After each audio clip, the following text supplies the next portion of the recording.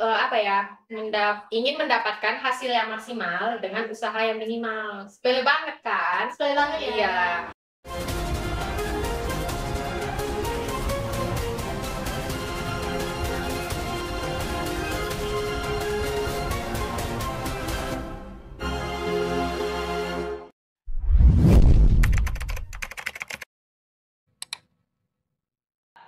Halo guys, ketemu lagi dengan aku Lia Putri Melinda di Cerita Pelajar Suara Hati para Pelajar. Jadi guys, di sini tuh kita akan ngedengerin suara hati dari para siswa atau siswi tentang suatu permasalahan yang nantinya akan kita bahas. Nah, untuk kali ini kita akan ngebahas suatu permasalahan yang sering kita dengar nih, yaitu tentang korupsi. Tapi di sini kita akan ngebahasnya dengan salah satu siswi kita yang ingin mencurahkan isi hatinya nih tentang korupsi itu sendiri. Nah, langsung aja ya kita sambut. Halo Pika, selamat datang. Halo guys, aku Pika. Apa kabarnya hari ini? Alhamdulillah baik. Kamu sendiri gimana kabarnya, Lia? Alhamdulillah kabarnya baik, tapi hatinya nih yang kurang baik. Waduh, kenapa tuh? Emang belum diingetin makan ya sama ayah? Kalau itu mah udah kenyang duluan, ngeliatin tikus berdasi makannya uang rakyatnya. Waduh, emang boleh sepakta itu? Udah bahaya kak. Udah lanjut. Udah kita lanjutkan nih. Jadi menurut kamu nih Pika, korupsi itu apa sih? Korupsi itu sebenarnya bukan hanya tentang suap menyuap, penggelapan dana, dan pemerasan aja lihat, tapi sebenarnya korupsi itu seperti mengambil keuntungan untuk diri sendiri dengan cara merugikan orang lain. Berarti korupsi itu tidak selalu tentang uang ya, Vi? Iya, yang seperti kita tahu kan korupsi banyak terjadi di pemerintahan nih. Padahal sebenarnya korupsi itu bisa terjadi di mana saja. Contohnya nih, datang terlambat, itu kan masuk korupsi. Oh, korupsi waktu berarti? Iya, betul. Dan juga ada siswa-siswi seperti kita yang banyak bahkan sering banget ngelakuinnya. Apa coba? Nyontek nggak sih? Ya, mencontek, betul. Tapi kok nyontek bisa masuk ke korupsi? Ya itu tadi yang aku jelaskan sebelumnya. Kalau mencontek itu kan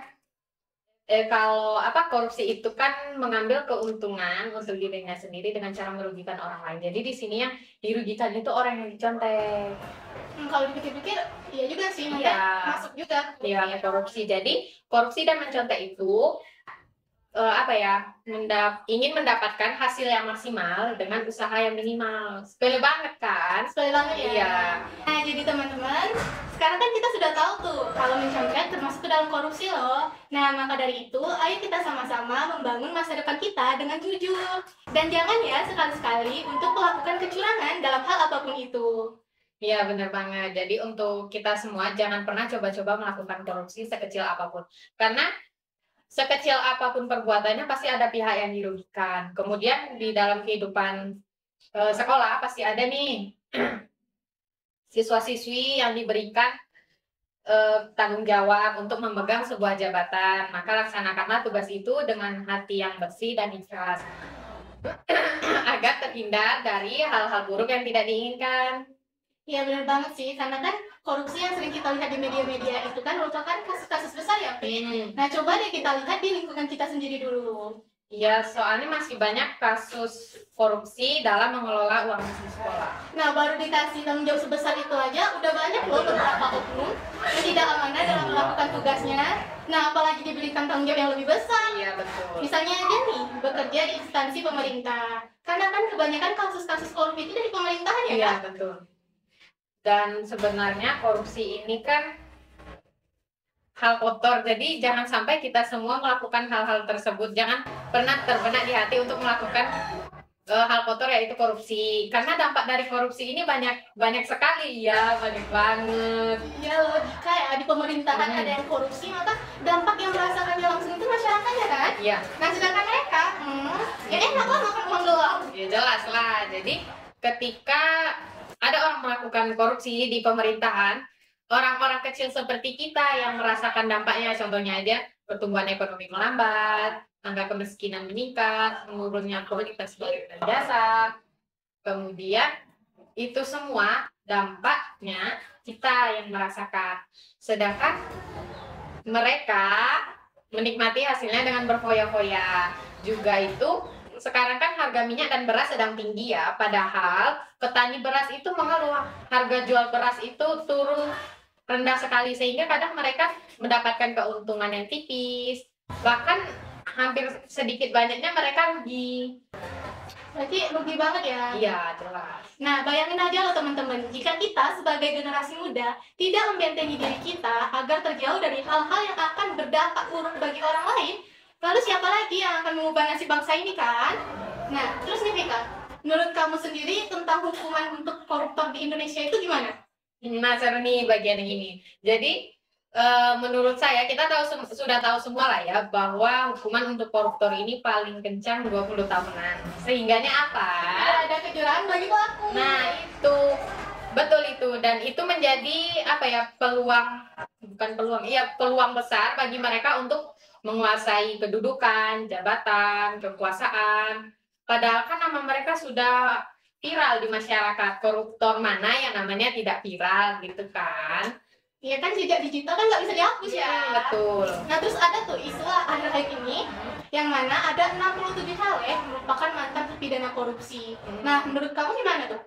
Nah, itu tadi hukuman bagi para koruptor ini menurut aku kurang adil ya, karena sebagai contoh nih dari laman mojo.com yang ditulis oleh Bapak Seto Wicaksono, beliau menjelaskan para HRD itu punya suatu grup. Nah, di grup tersebut mereka berdiskusi terbuka tentang dunia kerja, lowongan pekerjaan, karyawan atau pekerja yang memiliki catatan kriminal atau melakukan pelanggaran berat yang merugikan perusahaan baik secara materi ataupun non materi, akan mereka sharing di dalam grup tersebut. Sehingganya apa? Nama pekerja atau karyawan ini masuk ke dalam daftar hitam nama perusahaan, ya kan? Dan ketika pekerja ini ingin melamar pekerjaan di perusahaan lain dan HRD itu melakukan background check, ada nih nama orang tersebut di sana. Tentu kan para HRD itu tidak akan menerima orang ini karena sudah ada namanya di daftar hitam. Nah, bagaimana dengan mantan terpidana korupsi ini yang masih ingin menjadi caleg? Terlihat sekali kan perbedaannya antara kita masyarakat yang biasa dengan pejabat-pejabat tinggi yang memiliki kekuasaan. Iya ya, beda banget ya Iya. antara kita sebagai masyarakat biasa dengan mereka yang memiliki kekuasaan. Jika kita punya kuasa mah enteng banget, kita bilang mau jabatan aja kita dapat jabatan. Iya, loh. betul. Jabatan uang. Bonus ya. Iya, betul. Nah, jadi guys, kita sebagai generasi muda nanti pada pemilu serentak tahun 2024 harus bijak ya dalam memilih pemimpin. Jangan termakan janji manisnya aja. Ingat ya, cukup dia aja yang janji lalu pergi, pemimpin kita jangan.